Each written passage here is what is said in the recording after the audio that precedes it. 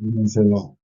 작년에 이어서 진로를 고민하고 있는 대학원생들에게 부족하지만 제 소개를 하고 또 함께 고민해 볼 수 있는 시간을 갖게 된 것을 대단한 영광으로 생각합니다.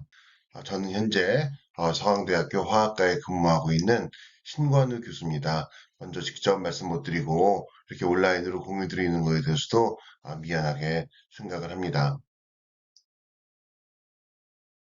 먼저 제 이력을 간단히 말씀드리면 이렇게 알려진 건 다음과 같습니다.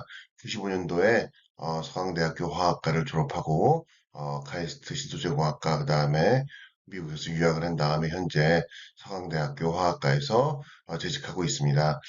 지금 그 화학을 가르치는 것 이외에 2019년도까지 한국의 적정기술학회라는 곳에서 회장, 적정기술 잘 아마 다들 조금 생소하신 부분이 좀 있을 거예요. 오늘 그 전체 그 제 말씀드리는 거에 주제이기도 하고, 그리고 현재 2022년도 작년부터 국경 없는 과학기술자회라는 단체 회장을 맡고 있습니다. 회장이라는 것이 무슨 큰 권위가 있는 것은 아니고요.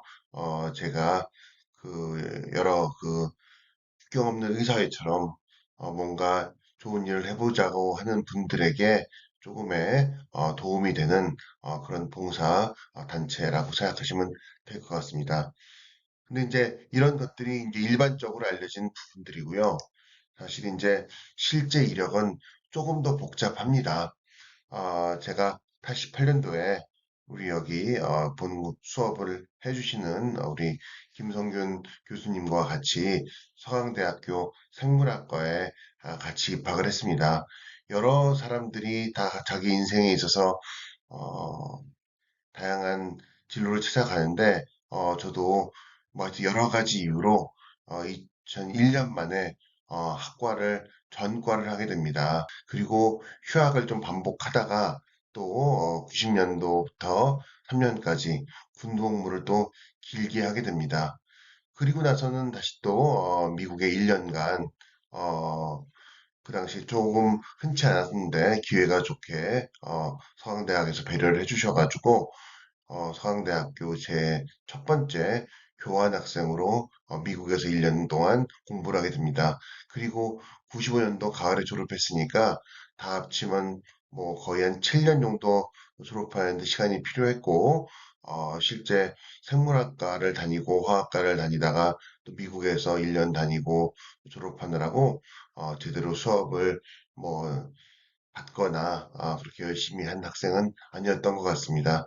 그리고 나서 이 95년도에 카이스트의 신소재공학과에 입학을 했는데 지도 교수님께서 또 물리과로 바뀌었어요, 소속이. 그래가지고 여러 가지 이유로 그래서 저도 교수님을 따라서 랩을 변경하게 됩니다. 그래서 실제 신소재공학과에서 학위를 받았지만 물리학과에서 공부를 좀 하게 됩니다. 조금 왔다 갔다 이렇게 하고 있는데 정리하자면 생물학으로 시작해서 화학으로 전과를 하고 물리와 재료학에서 박사를 받게 됐고, 그래서 처음에 갖게 된 직장은 재료를 연구하였는데 나중에 화학과로 이제 변경, 그러니까 즉 서강대로 다시 오게 되면서 화학과로 오게 되고, 그리고 지금은 사실은 제가 오늘 말씀드릴 건 내용과는 조금 다르긴 하지만 제 주요 주제들은 생물학에 좀 일부 있습니다. 그래서 사실은 돌고 도는 것이고, 특별하게 한 학문을 깊이 연구하지도 않았습니다. 이게 지금 제대로 전달될지 모르겠지만, 저희 학생들이 저희 연구실을 잠깐 소개한 것을 영상으로 만들었는데, 그래도 이걸 좀 보여드리는 게 어떨까 생각이 드네요.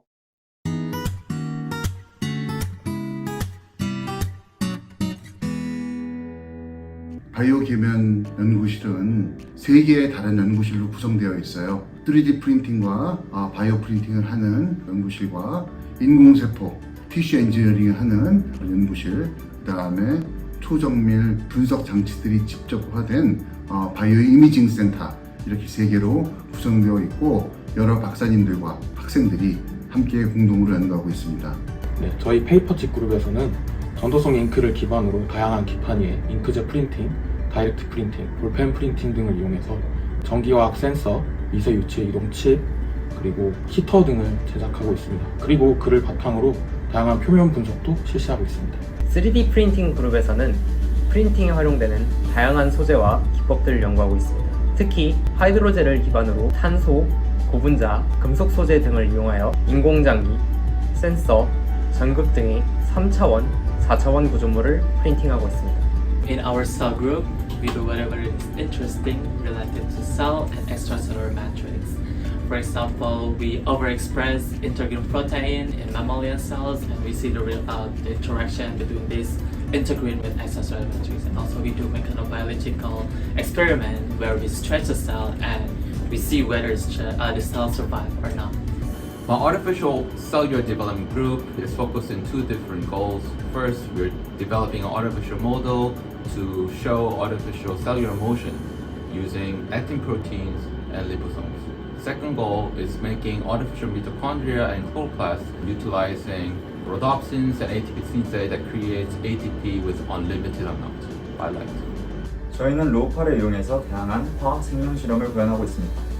유춘 로우팔은 높은 자유도로 사람과 같은 움직임이 가능합니다. 사람이 하는 복잡한 실험을 재현할 수 있고 이를 원격으로 조종, 자동화할 수 있다면 그 가능성은 무궁무진합니다. 개발도상국과 같이 실험 설비가 부족한 국가에서도 원격으로 로봇을 통해 실험 실습을 진행할 수 있고 연구원들 입장에서는 자동화를 통해 세포 배양, 용액 제조와 같은 단순 반복적인 실험에 소요되는 시간을 단축하여 연구에 더욱 집중할 수 있습니다. 현재 저희는 화학 실험뿐 아니라 세포 배양을 하기 위한 하드웨어 및 소프트웨어 시스템을 구축하고 세포 배양에 필요한 모션들을 설계하여 로우팔을 이용해 세포를 기르고 있습니다. 기본적으로는 우리 연구실은 화학이 아니라 화학과 연계된 생물학, 물리학, 그다음에 공학 한꺼번에 같이 고민하는 그런 전략을 만들었고 연구실을 구성하고 있는 학생들도 화학뿐 아니라 화학, 공학, 약학을 전공한 학생도 있고 의학을 전공한 학생들도 있고 물리학을 전공한 학생들도 같이 연구하고 있습니다. 여기 연구하는 박사님들은 더 다양한 연구 분야를 갖고 있고 과학적인 아이디어를 한 장의 그림으로 감동시킬 수 있는 예술 아티스트도 함께 협업을 하고 있습니다.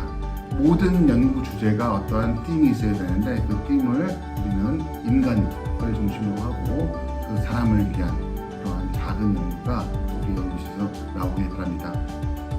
아마 이 수업을 받고 있는 거의 대부분의 학생들은 또 저랑 아마 비슷할 수도 있을 것 같아요. 아마 보건대학원이나 이런 환경 같은 것이 학부에 정확한 전공이 있는 것이 아니기 때문에 아마도 학부는 굉장히 다양한 걸 나오셨을 것 같아요. 다양한 학과를. 그리고 지금 석사를 받고 계시니까 이러한 석사 과정에서도 워낙 주제가 브로드하고 그 뒤에 어떤 무엇인가를 할 수 있을 것인가에 대한 고민이 있을 거라고 생각합니다. 그런데 잊지 말으셔야 될 것은 여러분들에게 아직 지금까지의 과정이 만약에 현재 대학원에 오신 것이 본인의 정말로 자의에 의한 선택이었다면 굉장히 성공적인 과정을 저보다 빨리 겪으신 거고 혹시라도 아직까지도 내가 뭘 할지 모르는 그런데 어딘가에 공부는 해야 되겠는 아직 사회에 나가지는 좀 어려운 상황으로 오셨다면 아직도 여러분들이 사회에 나가기 위한 또한 목적과 그 다음에 또 혹시 또 박사학위를 가시게 되는 경우에 이러한 또 선택의 길이 남아 있으니까 너무 그것에 대해서 아직 걱정하시거나 그 현재까지의 이력 때문에 무엇을 못한다 하는 것은 너무 걱정 안 하셔도 될 것 같습니다. 실제로 생물과 화학은 학문적으로 굉장히 밀접하다는 것을 나중에 알게 됩니다.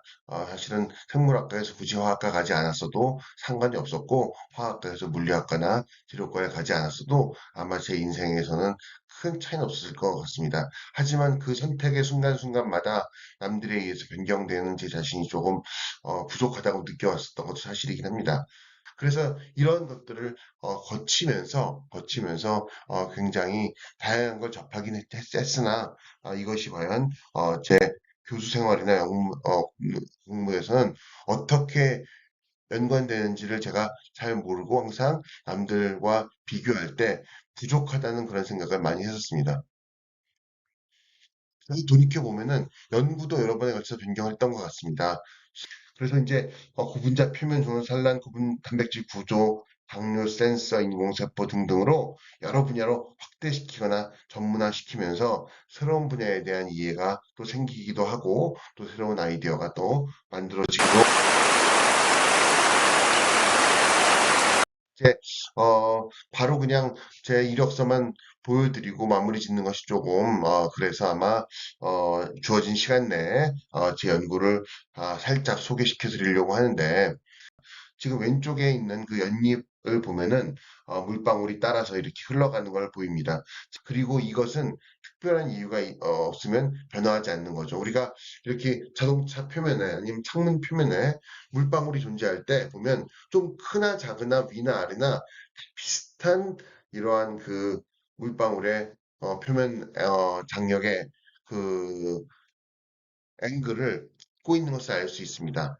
실제로 그 어떠한 대상 표면의 장력과 물방울의 장력은 이미 확정돼 있지 않습니까? 그러면 사실은 물방울을 어떤 특별한 다른 물방울로 대체시키는 게 아니라면 사실 바닥의 특성을 변화시켜야 되는데 이때 여기 보이시는 것처럼 어떠한 소재가 있고 그 위에 다이일렉트릭, 즉 전기가 통하지 않는 이러한 층을 만들어 놓고 여기다가 우리가 하이드로포빅, 그러니까 물이 조금 이렇게 쉽게 퍼지지 않는 그런 표면을 만들어 놓고서 여기다가 전기를 가하게 되면 결국 이런 전자들이 직접 통과를 못하면서 요 다이일렉트릭 레이어 중심으로 이렇게 전하들이 쌓이게 되는 거죠. 그러면 원래 있던 표면은 굉장히 하이드로포빅이었는데 전하가 모여지게 되면서 갑자기 물방울이 하이드로필릭한 이런 형태를 보게 되는 거죠. 즉 이렇게 하이드로포빅과 필릭이 전기를 가했나 가하지 않았나에 따라서 이렇게 변화시킬 수 있는 것입니다. 처음에 전극은 끊었습니다. 그러면 하이드로포빅하겠죠.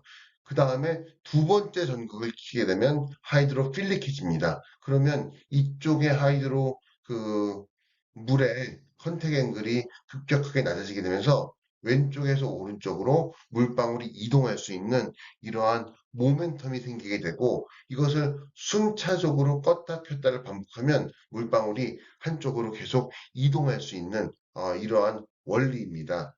이것은 이제 굉장히 펀더멘탈한 표면화학에서 말하는 우리가 가장 기초적인 이제 기본 연구라고 이제 할 수 있습니다. 실제 영상을 좀 보시면 조금 더 이해가 빨라지지 않을까 생각이 드네요. 이렇게 다양한 종이에 출력을 하게 되고 그 다음에 이렇게 출력한 종이칩은 다음과 같습니다. 전기를 가하게 되면 그쪽 방향으로 물방울이 이동을 하는 게 보이실 겁니다. 이렇게 수동으로 해도 물방울이 하나씩 이동을 하게 되고 그리고 종이 위에 하나의 물방울을 이동시켜서 결합시키죠. 그러면 믹싱이 되는 거죠. 믹싱이 되는 들을 앞뒤로 왔다 갔다 움직이게 되면 두 개가 섞이게 되고 그리고 이 섞인 것들이 다시 또 결합을 해서 더 큰 물방울로 이동을 하게 됩니다. 이것이 계속 반복되게 되면 결과적으로 이러한 큰 물방울 일단 종이 위에 액체를 이동하는 이러한 기술을 확보하고 나면 그 다음에는 이제 어떠한 응용 기술을 고민해야 됩니다. 처음 생각한 것이 바로 파이펫입니다. 생각해 보시면 화학의 90%의 일은 용액, 용매를 확보하고 정확한 정량의 액체를 이동시켜서 어떠한 농도의 시약을 준비하고 파이펫, 비커, 플라스크, 뷰렛 등을 이용해서 액체를 정량해서 이동시키는 것이 대부분의 일이기도 합니다. 따라서 이러한 정량 파이펫이나 우리 사진에 보는 것처럼 아니면 이러한 그 미세한 용량으로 디지타이즈 되어 있는 이러한 고가의 파이펫 등은 모두 다 정확한 액체를 나누고 이동시키는 화학에서 매우 중요한 툴이라고 할 수 있습니다. 보시는 것은 이렇게 넓은 그 전극을 만든 다음 프린트한 다음에 일정한 액체 방울을 2분의 1로 분할하거나 가운데 전극을 딱 끊으면서 아니면 다시 분할된 2분의 1을 다시 또 4분의 1로 정분할할 수 있는 이러한 종이 파이펫과 같은 세팅입니다.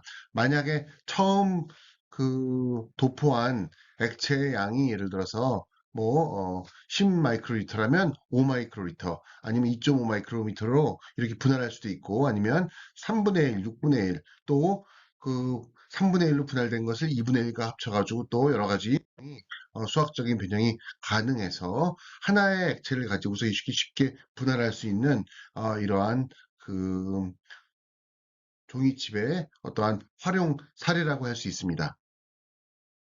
지금 여기는 조금 다른 겁니다. 약간 큰 물방울을 한 곳에 가두어 둔 다음에 전압을 올려서 지금 하나씩 하나씩 이렇게 뽑아내는 거죠. 예를 들면 여러 물방울이 합쳐져서 다양한 볼륨을 만들어낼 수도 있고 아니면 한 번에 뽑아낼 때 예를 들면 여기 이제 그림에 보는 것처럼 우리가 260볼트를 예를 들면 6mm 스퀘어 전극 패널에 이렇게 가하게 되면 예를 들면 1.2 마이크로리터라든가 1.24라든가 1.5라든가 등등등으로 변화시켜 가면서 이렇게 분할할 수 있는 이러한 예를 들면 이러한 디지털화된 초정밀 종이 파이펫이라 이렇게 우리가 말할 수 있습니다. 실험실에는 또한 이러한 파이펫이나 이러한 비커들도 많이 사용되지만 굉장히 중요한 것은 또 오븐입니다. 어떠한 반응을 진행시키기 위해서 열을 가해서 반응이 진행되게 하거나 아니면 온도를 매우 높여가지고 다양한 증발이나 이러한 과정들을 겪을 수 있습니다. 그래서 당연히 화학실험에서는 이런 오븐이 필요합니다. 이러한 오븐과 같은 기능도 종이 전자칩에서는 굉장히 쉽게 활용할 수 있습니다.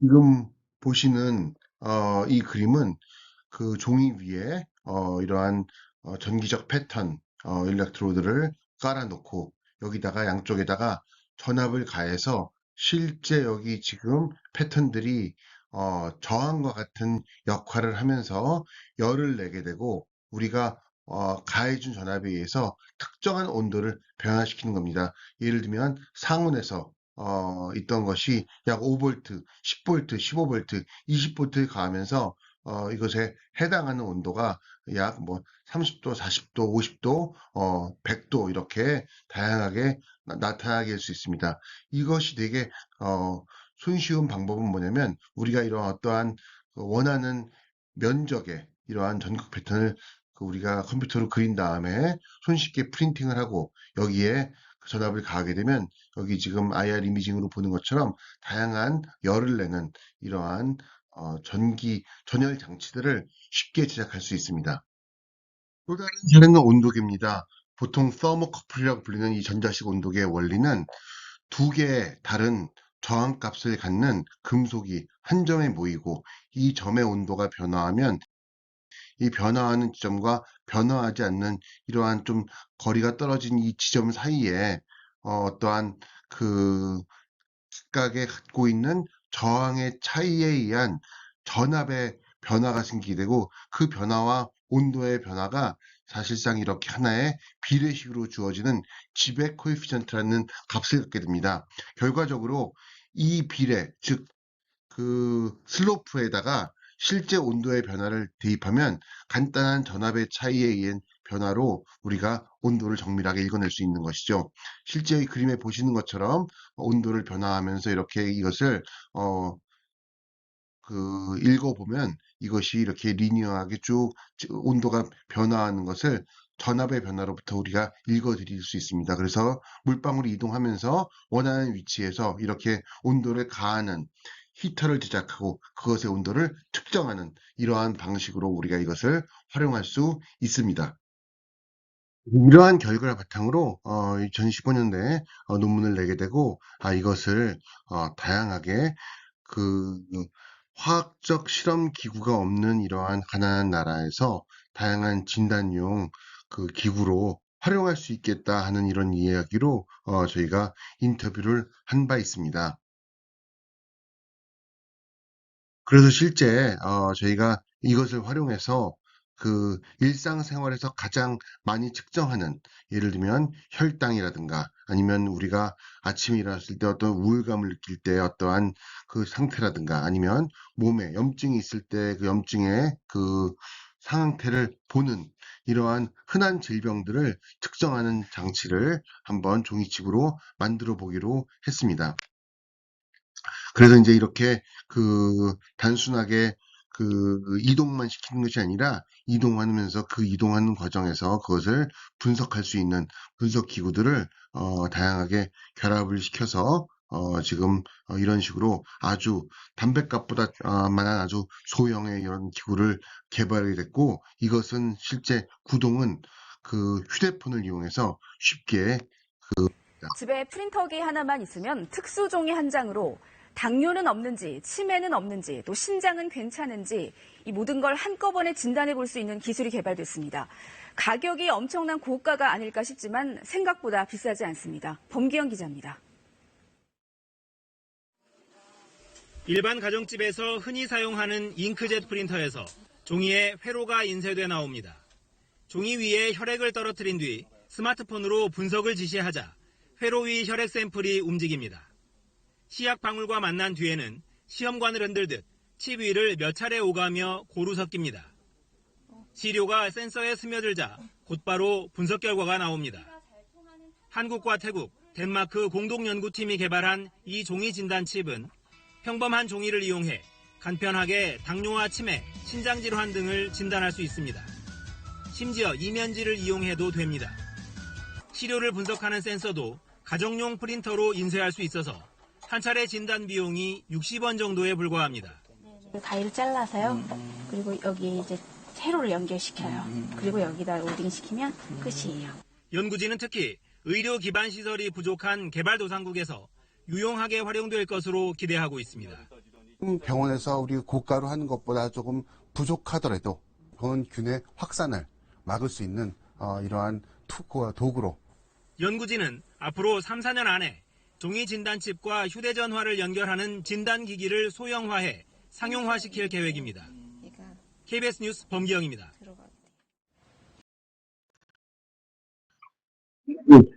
여전히 과연 이러한 기구들이 그 어떤 우리의 삶에, 우리 주변의 삶에, 우리 가정이나 아니면 좀 가난한 나라의 삶에 어떠한 영향을 미칠 수 있을까? 이러한 얘기를 제가 간단히 좀 해보고 싶습니다. 이런 것들이 제 이제 연구의 원천이기 때문에 제가 항상 흥미롭게 생각하는 건데, 예를 들면 치료약이 없어도 난치병을 치료할 수 있다. 약간 패러독스처럼 보이지만, 예를 들면 에이즈와 같은 이러한 그 질병들에 대한 그 이슈가 있습니다. 실제로 전 세계에는 약 3,500만 명 정도의 현재 에이즈 환자들이 있습니다. 이 환자들의 대부분의 95%는 우리가 서브사하라라고 불리는 아프리카의 그 중남부 지역에 집중되어 있습니다. 그런데 약 16년을 기점으로 여기 보시면 2015년을 기점으로 실제 계속해서 에이즈 환자들은 존재하는데도 불구하고 에이즈로 사망하는 사람의 수는 서서히 감소하고 있습니다. 이 원인을 밝혀보면 실제로 에이즈에 걸려서 확인된 사람들이 훨씬 더 많이 병원에서 관리되고 있고, 아직 완전한 치료제는 없지만 집중적인 면역 치료를 받게 되면 이것이 이제 그 생명을 연장하는 데는 문제가 없어지는 것이죠. 따라서 어떤 경우에 그 질병을 해결할 수 있는 어떠한 특효약이 없어도 우리가 그 사람이 질병에 걸렸는지를 쉽게 빨리 확인을 하게 되면 이 사람들의 생명을 살릴 수 있는 것이 대표적인 에이즈와 같은 질병이기도 합니다. 그런데 실제로는 미국만 해도 약 100만 명의 환자 중에서 실제 한 20% 정도는 자기가 감염된 사실을 모르고 있다는 것입니다. 무슨 얘기냐면 그 20%가 일단 병원에 가지 못하기 때문에 치료를 못 받고, 또한 더더욱 확산시킬 수 있는 이슈가 있는 거죠. 따라서 그 선진국에서도 더 많은 사람의 광범위한 진단을 통해서 빨리 환자를 발굴해내는 것이 사실상 확산을 막고 또 그들의 생명을 지키는 굉장히 중요한 방법입니다. 그런데 아까 본 것처럼 아프리카에서는 실제 그 환자 중에서 약 20%보다 훨씬 더 낮은 숫자를, 예를 들면 뭐 여기 위에 보면은 그 약 뭐 10%뭐 어떤 데는 전체 환자의 4% 정도밖에 실제 그 병원 치료를 받고 있지 못하다는 거죠.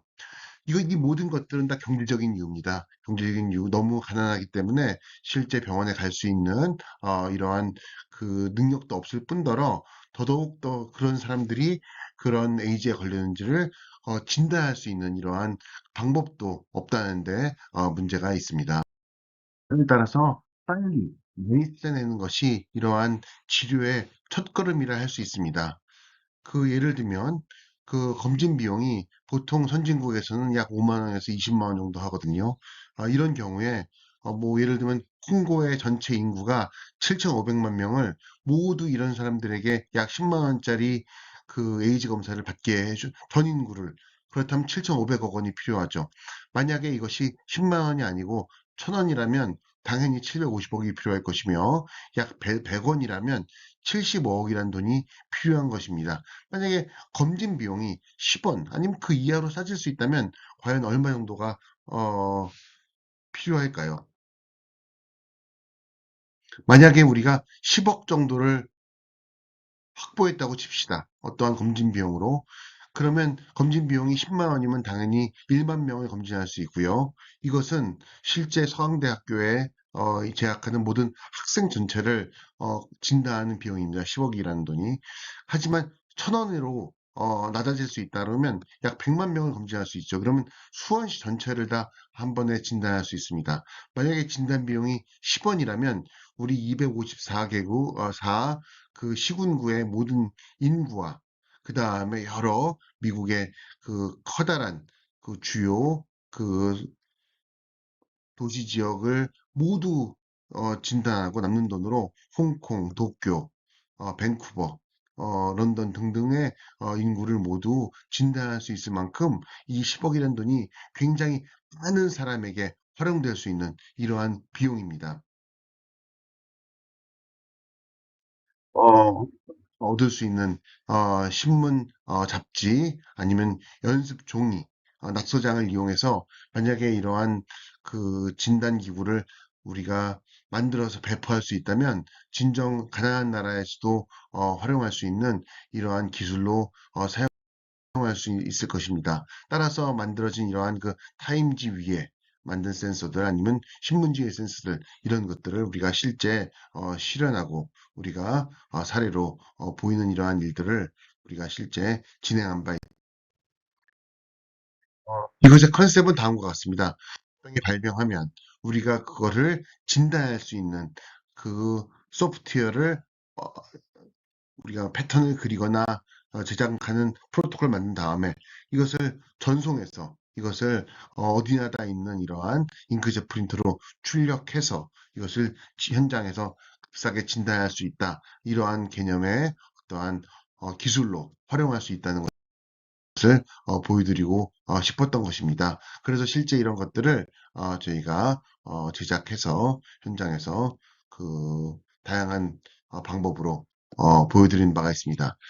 실제로 이렇게 어떤 현장의 문제들은 다양한 연구의 동기가 됩니다. 제가 하고 있는 이런 적정 기술들을 실제 이제 학교에서 화학이나 재료를 공부하지만 예를 들면 이렇게 오염된 물로 이렇게 수많은 사람들이 죽고 있고 이런 것들 대부분 또 아프리카나 아니면 동남아시아 지역에 존재하죠. 이러한 배경들은 저에게 이러한 새로운 어떤 뭐 물을 정수할 수 있는 장치를 만드는 것에 대한 동기가 되고, 이러한 사례들을 확인해 보면 이런 다양한 뭐 모래나 아니면 모래를 이용한 필터를 이용해서 이러한 실제 그 현장에서 이러한 기술로 활용한 바가 있다 합니다. 그래서 사실 저는 이제 그 중에서도 예를 들면 그 지하수를 활용하는, 이용해서 식수를 이용하는 이런 캄보디아에서 이렇게 존재하는 비소, 비소를 선택적으로 제거할 수 있는 이러한 정수 필터를 좀 만들어 보면 어떨까라는 생각을 하고 있었는데, 그때 마침 서강대학으로 이제 교환 학생을 온 이러한 브라질 학생과 같이 이런 걸 설계해서 제작해서 현장에 함께 가서 이런 것들을 우리가 활용하고, 이렇게 이제 실제 이런 비소를 제거하는 과학적인 원리는 뭐냐면, 그 비소는 굉장히 선택적으로 산화된 철에 이렇게 쉽게 결합을 합니다. 이 경우에 이제 그래서 MIT에서 이러한 비소의 문제를 해결하기 위해서 이런 정수장치, 아까 모래 정수장치 위에다가 녹슨 못을 한 층을 올려서 녹슨 못이 비소를 제거하고 다양한 모래들이 이제 불순물을 제거하는 정수장치를 만들면 되겠다라고 이제 공개한 적이 있습니다.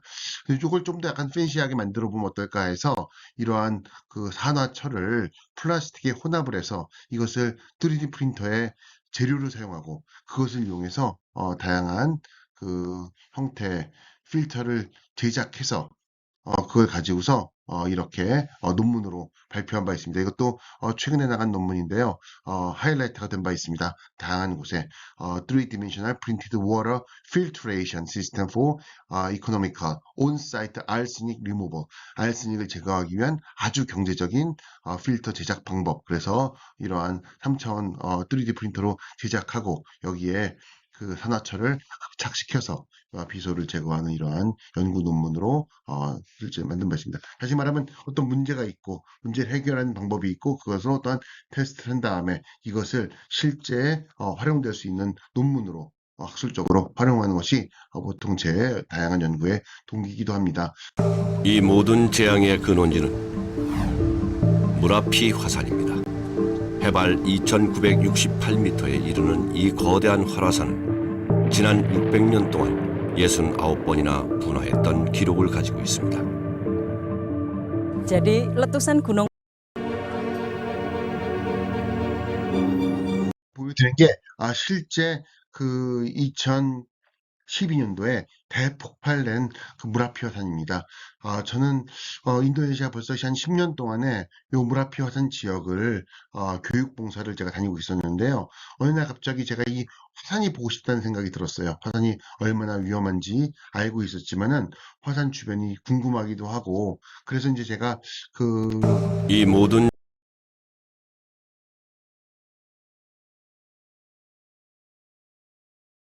가지고서 이렇게 이제 화산의 내부를 이건 무라피가 아니에요.